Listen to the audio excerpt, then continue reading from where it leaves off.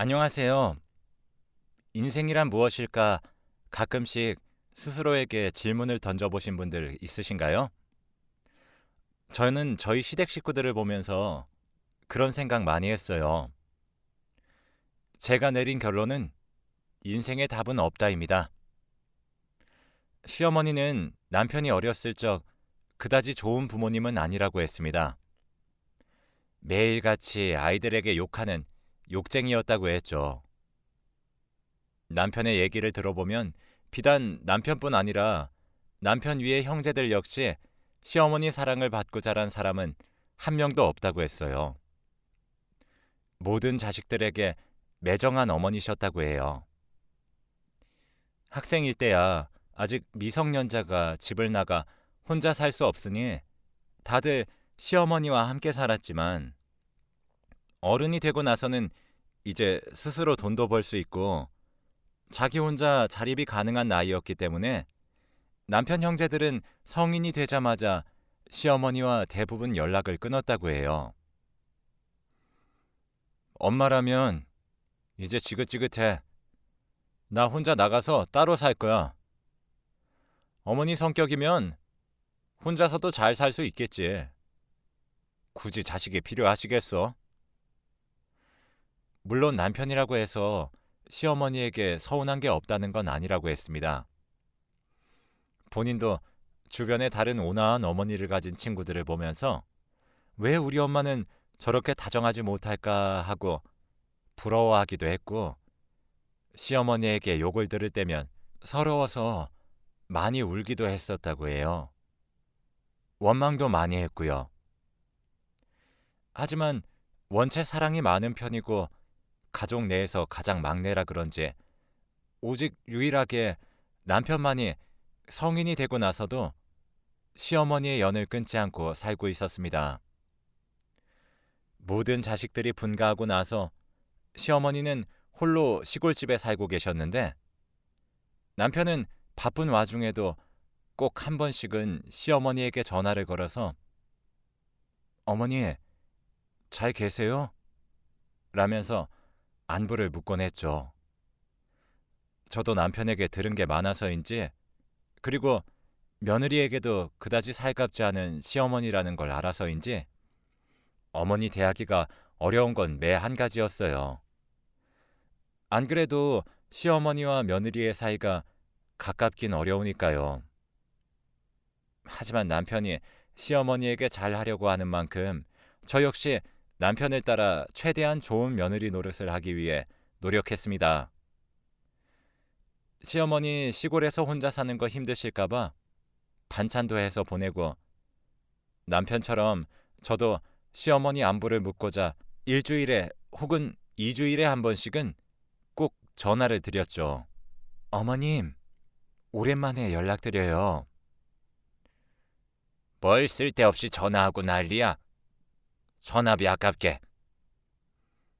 그럴 때마다 어머니는 한 번도 살갑게 대꾸해 준 적이 없긴 했지만 원래 그런 분인가 보다 하고 생각하니 나중엔 그리 상처받지도 않더군요.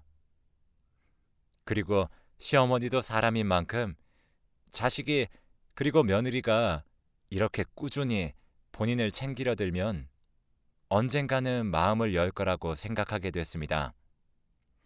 그러던 어느 날 한평생 전화 한번 해본 적 없던, 그러니까 정확히는 저희에게 먼저 전화를 걸어본 적이 한 번도 없던 시어머니에게 연락이 왔었어요.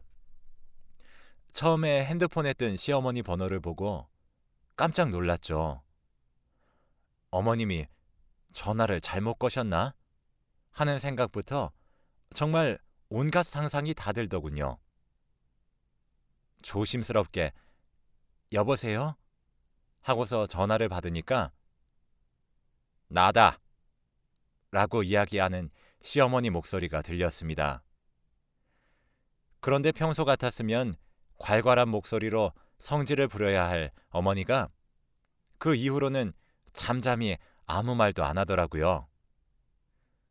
저는 조용히 시어머니가 말을 잇길 기다리다가 너무 조용하니까 은근슬쩍 눈치를 보며 먼저 무슨 일이 있으신 거냐고 물었죠. 어머님, 혹시 무슨 일이 있으신 거예요? 제가 도와드릴 일이 있을까요? 제 물음에도 시어머니가 한참 동안 답하지 않았습니다. 저는 전화기를 들고 인내심 있게 기다렸죠. 그랬더니 그제서야 시어머니가 작은 목소리로 이야기를 꺼냈습니다. 근래 몸이 좀 안 좋아서 시골에 있는 병원에 들렀는데 아무래도 큰 병이 의심된다고 서울에 있는 병원으로 가보라는 말을 들었다고요. 저는 깜짝 놀란 상태로 일단 시어머니에게 서울로 바로 올라오시라고 말씀드리고 전화를 끊은 뒤 남편에게 이 사실을 알렸습니다. 여보, 방금 어머님이 연락하셨었는데 서울에 있는 큰 병원에 가야 하실 것 같대. 시골 병원에서 그러라고 했다더라. 뭐? 어머니가 큰 병원에? 남편 역시 생각지도 못한 얘기에 많이 놀랐지만 그날따라 남편의 일이 많아서 도저히 중간에 회사에서 빠져나올 수 없는 상황이었어요. 다행히도 저는 여유가 있었기 때문에 그래서 올라온 어머니를 모시고 늦기 전에 곧바로 서울에 있는 병원에 갈 수 있었죠. 어머님, 걱정 마세요. 별 문제 아닐 거예요. 티를 내진 않았지만 분명 시어머니가 불안해하실 거였기 때문에 저는 시어머니를 안심시키며 병원으로 향했습니다. 그러나 의사의 진단은 청천벽력과 같았죠. 시어머니에게는 백혈병이 있다고 했습니다. 나이도 있으시고 골수를 이식받기에는 무리가 있습니다. 최선을 다하겠지만 솔직히 병원에서 할 수 있는 일은 그리 많지 않습니다. 마음의 준비를 하셔야 할 것 같아요. 길어봤자 3개월 정도 사실 수 있으실 겁니다. 심지어 백혈병으로 인해 시한부 판정까지 받았고요.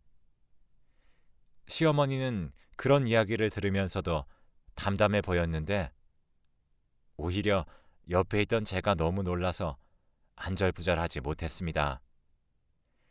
시어머니를 모시고 병원을 나오는데 도저히 할 말이 없더라고요.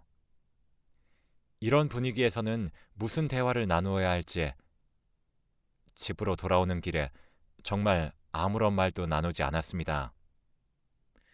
시어머니는 무슨 생각하는지 알 길이 없었고 저는 시어머니가 백혈병 진단을 받고 3개월 시한부 판정을 받은 것에 대해서 위로를 해야 하는지 혹은 그냥 가만히 있는 게 나은지 알 수가 없었죠. 어머님, 일단 저희 집에 함께 가요. 그리고 이왕 올라오신 김에 서울에서 시간 좀 보내다 가세요. 시골도 좋지만 계속 혼자 계시면 심심하잖아요. 남편이 어머님 보고 싶다고 하기도 했고 일단 방법은 몰라도 한동안 어머니가 서울에 계시는 게 나을 것 같았어요. 비록 의사는 어머니가 얼마 살지 못한다는 이야기를 했지만 요새 의학도 많이 좋아지고 했으니 꾸준히 병원 치료받고 약 먹다 보면 차도가 있지 않을까 하는 기대가 있었죠. 가끔씩 기적이라는 것도 매스컴에 오르락 내리락 하니 그 기적이 시어머니에게도 찾아올 수 있다는 작은 기대도 했습니다. 그래서 저는 시어머니에게 서울에 함께 있자고 말씀드렸어요. 그러나 시어머니는 회의적이었습니다. 어차피 구석구석 문드러진 몸인데 서울에 있어봤자 뭐해? 난 그냥 원래 내 집이 편하다. 시골로 내려갈 거야. 무조건 바로 시골에 내려가겠다는 시어머니를 얼마나 열심히 설득했는지 모르겠어요.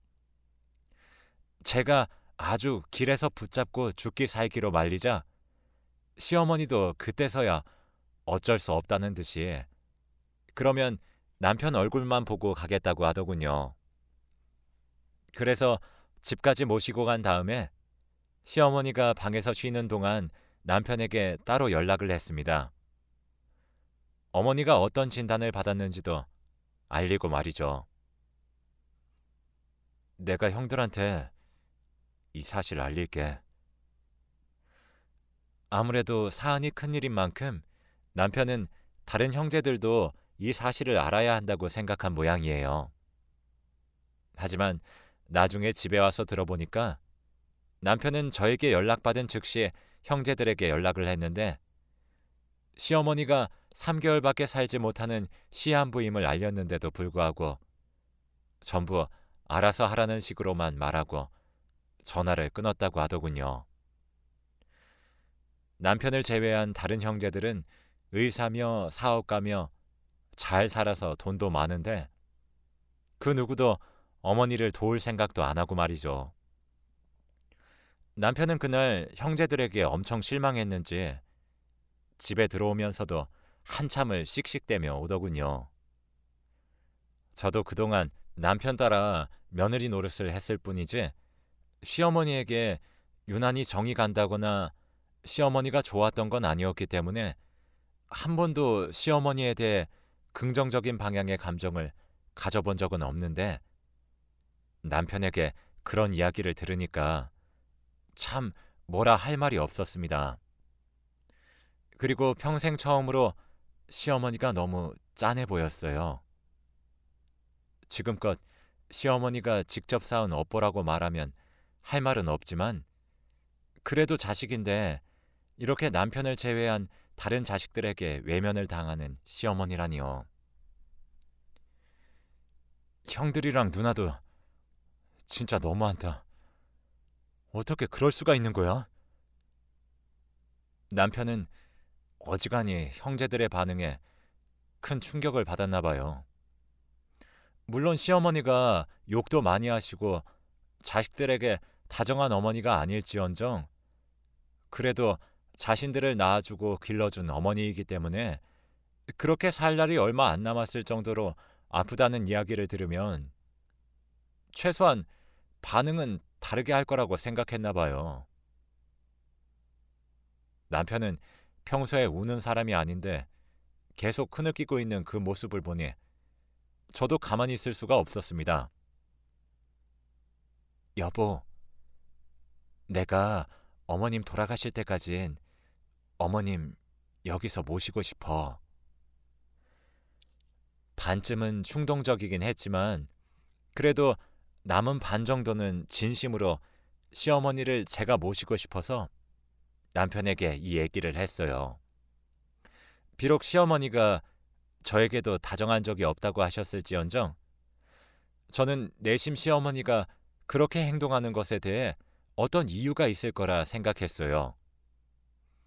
그리고 그동안은 저도 시어머니가 무서워서 지레 겁먹으면서 피한 게 있기 때문에 지금이라도 시어머니와 많은 이야기를 나누고 친해지고자 노력한다면 아무리 무뚝뚝하고 욕만 하는 시어머니라고 할지라도 분명 친해질 수 있을 거라 생각했습니다. 결국 시어머니는 시골에 돌아가지 않고 서울에서 저희와 함께 쭉 살게 되었어요. 물론 처음에는 시어머니의 반발이 거셌습니다. 나 같은 거 신경 끄고 너네도 너네 인생 살아라. 뭐하러 이렇게 쓸데없는 노력을 하는 거냐? 어차피 난 얼마 살지도 못한다는데. 하지만 남편이 눈물로 호소하고 저 역시 어머님께 남은 시간이 얼마가 되었든 그냥 같이 있고 싶어서 그런 거예요. 그러니까 어머님이 조금만 봐주세요. 라고 말하며 정말 진심을 다해 시어머니를 설득했습니다. 그러자 시어머니는 생각보다 어렵지 않게 저희 말에 수긍하고 이후 시어머니는 큰 병원에 모셨어요. 마음 같아서는 집에서 함께 있고 싶었지만 이미 병이 많이 진행된 상태여서 집에서 모시기가 어려웠죠. 하지만 치료한다고 해서 그게 큰 도움이 되는 건 아니었습니다. 그저 시어머니가 아프실 때 고통을 늦춰주는 진통제 역할을 하는 게 전부였지만 저는 그런 시어머니가 계신 병원에 매일같이 찾아갔어요. 어머님, 오늘은 몸이 좀 어떠세요? 그리고 대꾸도 제대로 안 해주는 시어머니에게 매일같이 말을 걸었습니다. 그 노릇을 한 달 가까이 하다 보니까 처음에는 제 얼굴도 제대로 안 보던 시어머니가 짧게나마 답변을 해주시기도 하시고 나중에 가서는 언제 그런 괴팍하고 욕쟁이 같은 모습을 보였냐는 듯이 그냥 평범한 다른 집 시어머니들처럼 저와 이야기를 나누기도 했습니다. 깊은 대화를 나누어 본 시어머니는 정말 놀라울 정도로 다른 부모님들과 비슷한 사람이었어요. 대체 지금까지 왜 그렇게 남편을 포함해 다른 자식들에게 괴팍하게 구신 건지 이해가 안 될 정도로 시어머니인 일반적인 부모였어요. 언제 한 번은 제가 병원에 가서 이런저런 얘기를 나눴는데 갑자기 다른 자식들 이름을 부르는 거예요.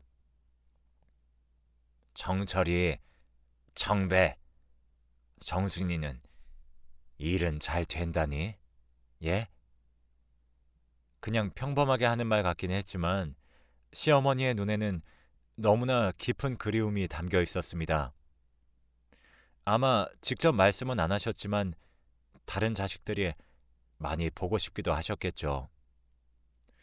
저는 그런 모습에 시어머니를 맞닥뜨리면서 더 이상은 이전처럼 시어머니가 무섭거나 혹은 난폭한 사람이란 생각을 할 수가 없었어요.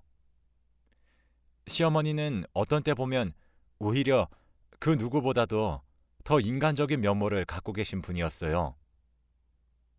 비록 처음엔 많이 무뚝뚝하고 냉정해 보였지만 사람에게 마음을 연 시어머니는 제법 다정하기도 했습니다. 때때로 이유도 없이 제 손을 꼭 잡고 있기도 했고 제가 올 때면 멀리서부터 얼굴이 환해지셔서는 왔니? 하며 반기시는 날도 있었어요. 저는 그런 모습을 볼 때마다 시어머니를 찾아가는 걸 멈출 수가 없었죠.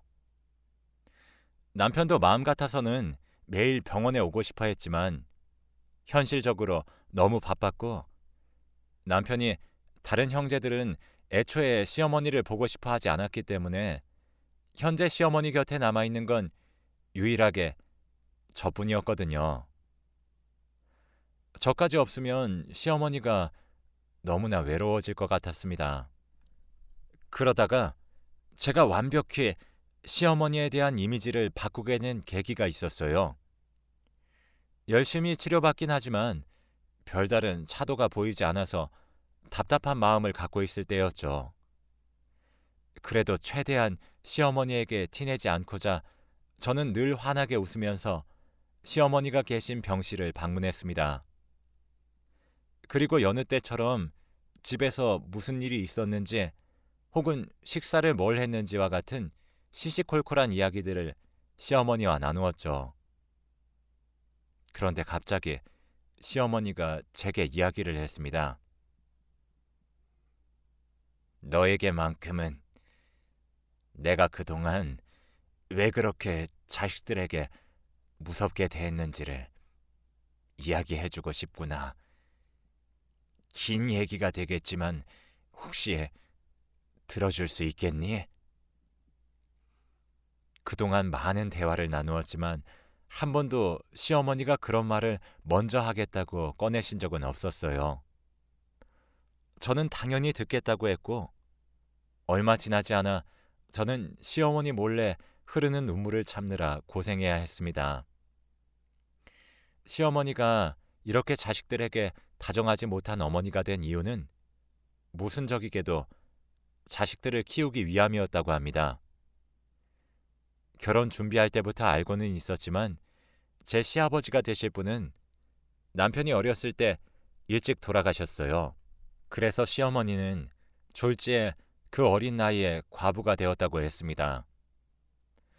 솔직히 어느 정도 나이 먹은 저도 갑자기 아무런 기댈 곳 없이 혼자 살아가야 한다고 하면 막막하고 뭘 어디서부터 어떻게 해야 할지 전혀 모르겠다는 느낌이 드는데, 지금의 저보다 조금 더 젊었던 시어머니는 분명 더 두려웠을 겁니다.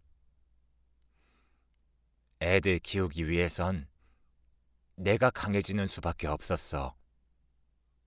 내가 약한 모습 보이면 내 자식들은 누구한테 기대겠나. 애비도 없는데. 남편을 잃은 시어머니는 안 해본 일이 없을 정도로 정말 말 그대로 일거리만 있으면 악착같이 가서 돈을 버셔야 했다고 합니다. 그렇게 일하다 보니 자연스레 자식들과 함께하는 시간에 대해서 소홀해질 수밖에 없었죠. 하지만 시어머니는 일을 하면서도 자식들이 엇나가지 않도록 키우고 싶었다고 했습니다. 그래서 자식들이 조금만 잘못해도 욕을 하고 크게 매를 들면서 강하게 혼을 냈다고 하고요. 지금 생각하면 내가 잘못한 거였어. 아직 어린 아이들한테 내가 어떻게 그렇게 모질게 대했을까? 그때 그러지 말 것을.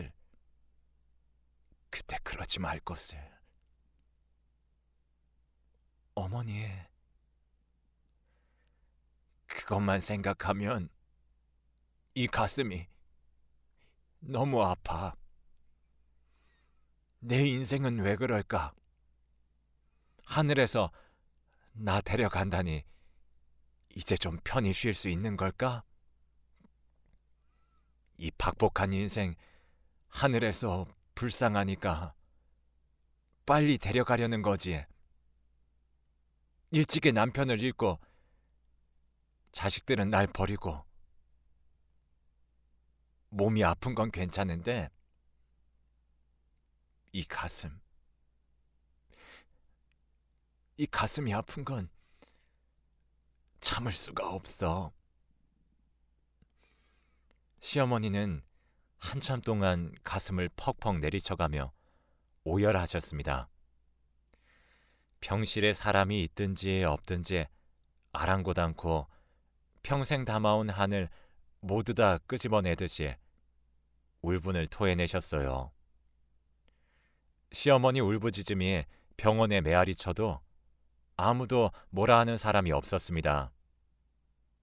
그저 불쌍한 눈으로 우리들을 바라볼 뿐이었죠.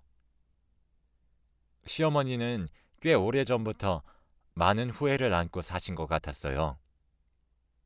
눈물을 뚝뚝 흘리는 시어머니 앞에서 저 역시 코가 찡해 어떤 말도 할 수 없었습니다. 괜찮다는 말도, 그렇다고 시어머니가 잘못됐다는 말도 할 수 없었죠. 제가 거기서 더 뭐라고 덧붙여야 했을까요? 저는 그저 주름진 손으로 눈물을 닦는 시어머니를 가만히 지켜보면서 어머니가 진정이 될 때까지 곁을 지켜드렸습니다. 지금 시어머니는 돌아가신 상태예요. 정말 의사가 이야기했던 대로 딱 3개월을 채우고 하늘나라에 가셨죠.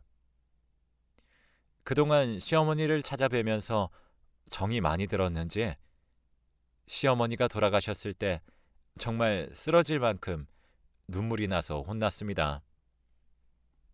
하지만 당시 저에게는 할 일이 있었어요. 바로 시어머니가 남긴 유서를 남편의 형제들에게 전하는 일이었죠. 시어머니는 본인 살 날이 얼마 남지 않았다는 걸 직감적으로 아셨는지 어느 날부턴가 유서를 쓰기 시작했습니다. 그리고 저에게 내가 죽으면 이 유서를 꼭 내 자식들에게 전해줘야 해 라고 말씀하셨어요. 비록 병원엔 한 번도 찾아오지 않았다고 해도 장례식이면 자식들이기 때문에 얼굴은 한번 비출 것이었으므로 저는 알겠다고 하고 시어머니 유서를 전달받아 갖고 있던 참이었어요. 그리고 시어머니 돌아가시고 나서 장례식장에 참석한 남편의 형제들에게 유서를 보여주었죠. 어머님이 병원에 계실 때 직접 작성하셨던 유서예요. 저한테 꼭 전해달라고 말씀 남기셔서 지금 보여드리는 거예요. 남편의 형제들은 처음엔 유서라고 해도 실감이 나지 않는지 떨떠름한 얼굴이었습니다. 하지만 유서를 펼치고 한 줄 한 줄 읽어가면서 표정이 급격하게 변했죠. 사랑하는 내 자식들아, 못난이 이 어미를 용서해다오. 너희가 어긋나지 않게 올바르게 키워야 한다는 압박감에 내가 너희들한테 너무도 몹쓸 짓을 했구나. 날 용서하지 않아도 좋다. 하지만 내가 너희를 미워해서 그런 게 아니었다는 것, 그거 하나만 알아줬으면 좋겠다. 이제 이 어미는 하늘나라에 간다. 너희도 조금 더 편하게 살 수 있겠지. 하늘나라에서는 이 어미가 너희를 지켜주마. 아프지 말고 평생 동안 행복하려무나. 너희는 몰랐겠지만 나는 내가 너희 어미일 수 있어서 정말로 좋았다. 그리 길지 않은 유서였습니다. 하지만 남편의 형제들은 그 짧은 유서에서 시어머니의 진심을 느낄 수 있었나 봐요. 유서를 보고서 한참 동안 아무런 말도 하지 못하더군요. 그러더니 하나둘 눈물을 흘렸습니다. 그 모습을 보고 있자니 어쩐지 제게 말을 걸던 시어머니가 생각나더군요. 시어머니는 어쩌면 저와 나누었던 그런 살가운 대화들을 자식들과 나누고 싶으셨을 거예요. 하지만 이미 너무 오랜 세월 동안 나쁘고 때로는 폭력적인 어머니로서 살았기 때문에 쉽게 다가가기 힘드셨던 거겠죠. 그 모습을 보니 너무 안타까웠습니다. 한 명이라도 조금 더 마음을 열려고 노력했다면, 한 발자국 더 다가가 보려 했다면 아마 시어머니의 죽음은 지금보다는 덜 외로웠을 것 같았으니까요. 유서를 읽고 한동안 아무 말도 못하고 있는 남편의 형제들에게 저는 그동안 병실에 시어머니를 돌보러 가면서 시어머니와 무슨 이야기를 나누었는지 낱낱이 말씀드렸어요. 시어머니가 자식들을 너무도 그리워하시며 자신의 행동들을 후회하며 살아오셨다고요. 어머님은 매일같이 자신에게 잘못이 있다고 했어요. 자신이 조금 더 신경 썼으면 지금 같은 상황은 안 벌어졌을 거라고 하셨죠. 그리고 다른 자식들 얼굴을 너무도 많이 보고 싶어 하셨어요. 조용하던 장례식장이 눈물바다가 되었습니다.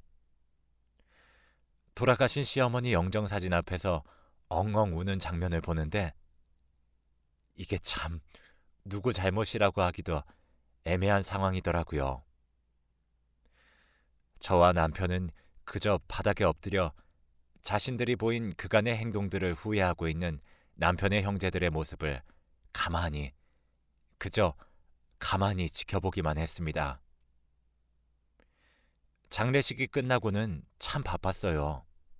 시어머니 신변 정리도 해야 했고, 무엇보다 시어머니가 남겨놓은 재산에 대한 것들을 나누어야 했거든요.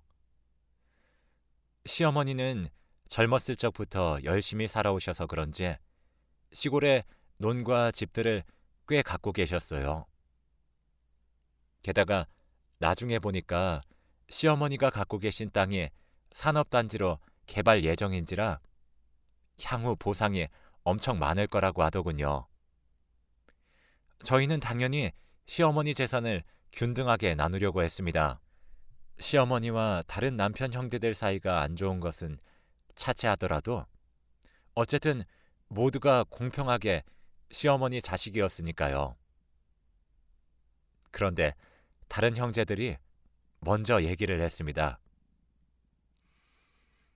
우리는 어머니 재산을 받을 자격이 없어. 어머니 돌아가시기까지 고생한 거 너랑 재수 씨니까 어머니 재산은 모두 너희에게 넘길게. 우리끼리는 이미 얘기가 끝났어. 아니, 형님. 아무리 그렇다고 해도 제가 그걸 다 받을 순 없어요. 나중에 개발도 된다는 소리 들었잖아요. 막내 너 힘들게 살자니. 그건 그렇고 솔직히 어머니 원망 많이 했다. 네가 모르는 일들도 많이 겪었어. 하지만 재수 씨 이야기를 들어보니까 자식으로서 참 못할 일을 했다는 생각이 드네. 마지막인데 손이라도 잡아드릴 걸 후회가 돼. 그리고 우린 먹고 살 만큼 자리를 잡았으니 막내 너도 빨리 자리 잡아야지. 막내 너가 우리보다 100배 낫다. 형으로서 염치가 없어서 그런 거니까 아무 말 말고 그렇게 해. 남편 빼고 다른 형제들은 돈이 많긴 했어요.